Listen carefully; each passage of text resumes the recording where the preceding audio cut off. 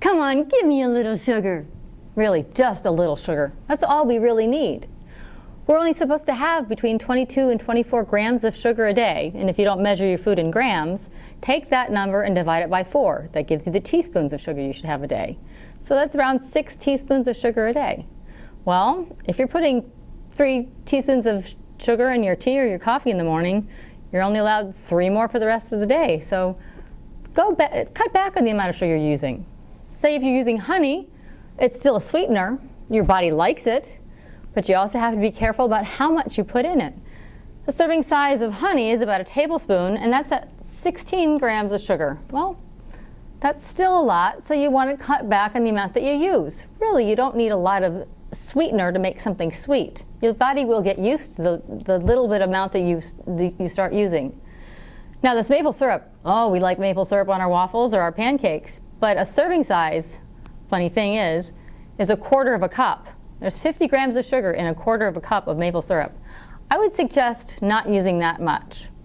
You could use simple sweeteners like agave or stevia. They're natural and lower in glycemic value. They're beneficial for you.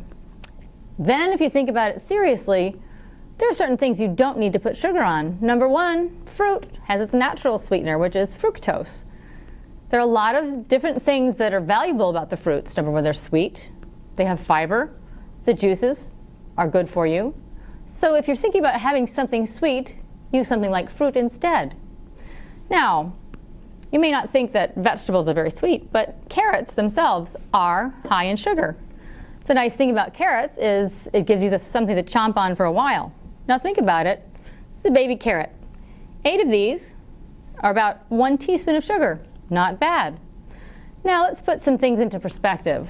If you're used to drinking, say, a cola, well, there are 3 pounds of carrots worth of sugar in a 20-ounce cola.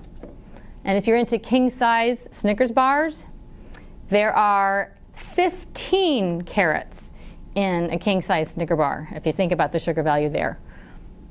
In my opinion, I'd rather stick with the carrot. It'll last a lot longer. So this week, pay attention to your sugars. They're listed under the carbohydrates on your food labels. Take that number in grams and divide it by 4 and see just how much sugar you really want to put in your diet. Have a great week.